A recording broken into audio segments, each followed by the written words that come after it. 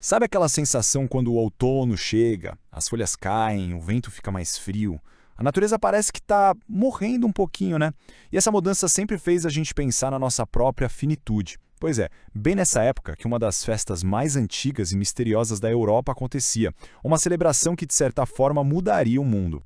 Então, a grande pergunta que nos guia hoje é essa.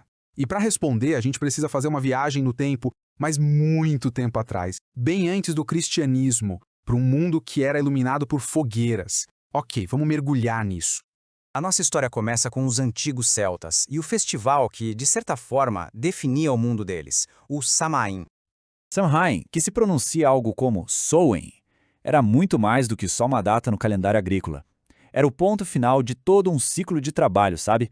O momento em que o gado voltava para os estábulos, a colheita terminava e a terra começava o seu longo descanso de inverno. Era literalmente o início da escuridão. Para os celtas, o ano era basicamente dividido nessas duas grandes metades. E o Samhain? Ele não era nem verão, nem inverno. Ele era a fronteira, um tempo meio suspenso, um portal entre o fim de um ciclo e o começo de outro.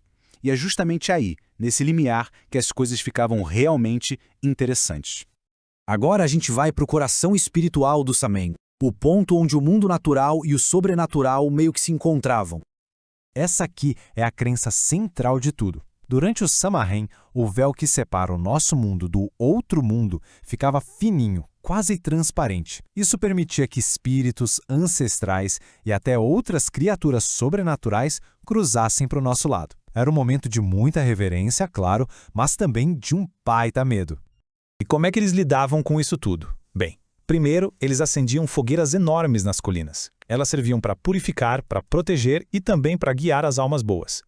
Segundo, eles usavam máscaras e disfarces, não por diversão, mas para se misturar e confundir os espíritos ruins. E terceiro, eles deixavam comida e bebida do lado de fora das casas, como oferendas para acalmar os visitantes do além. Essa tradição poderosíssima sobreviveu por séculos, até a chegada de uma nova força que, em vez de tentar destruir tudo, teve uma ideia bem diferente. Decidiu transformar. Quando a igreja encontrou essas tradições tão fortes, tão enraizadas, ela usou o que a nossa fonte chama de pragmática sabedoria pastoral. A estratégia foi genial. Em vez de proibir, vamos absorver. A ideia era converter os símbolos, não apagá-los, para que as pessoas pudessem manter seus rituais, só que agora com um novo significado. E essa diretiva aqui do Papa Gregório Magno, lá no ano 601, foi a chave de tudo. Ela praticamente definiu a política da igreja por séculos. A ideia era basicamente vestir o antigo com uma roupa nova, transformar um templo pagão numa igreja, uma fogueira pagã numa luz sagrada. Agora, o que é fascinante nesse slide é ver que isso não aconteceu da noite para o dia. De jeito nenhum. Foi um processo lento, gradual, deliberado, coisa de séculos. No século VIII, a festa de Todos os Santos é movida para 1º de novembro, batendo certinho com o Samhain, e depois, em 998, surge o Dia de Finados, em 2 de novembro, um dia para rezar pelas almas no purgatório. Com as datas já alinhadas, o próximo passo era dar um novo significado teológico para os símbolos antigos. Era criar uma nova maneira de entender a relação entre os santos, as almas e a gente.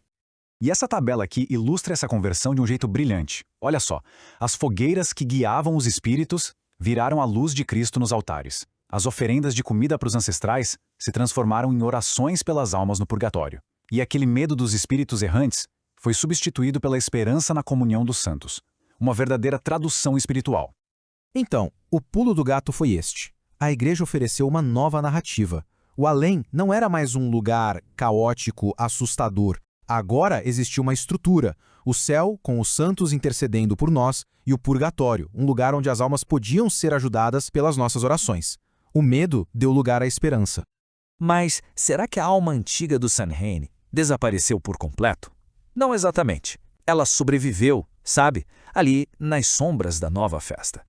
A noite de 31 de outubro, a véspera de Todos os Santos, ou All Hallows Eve em inglês antigo, essa noite se tornou o refúgio das velhas crenças. Foi ali que os costumes populares, aqueles que a teologia oficial não conseguiu absorver por completo, continuaram vivos. E é daí que vem o nome. Halloween. E olha só como os ecos são claros. acender velas para guiar as almas, pedir os bolos das almas de porta em troca de orações, a origem do doces ou travessuras, as procissões com máscaras e as lanternas feitas de nabos para afastar os maus espíritos, que depois, lá na América, viraram as famosas abóboras que a gente conhece. Essa citação do historiador Ronald Hutton resume perfeitamente a nossa análise inteira. Não foi uma destruição, foi uma transformação, uma fusão em que a essência foi preservada, mas ganhou uma nova roupagem, um novo propósito. A fonte usa essa metáfora belíssima, uma alquimia espiritual.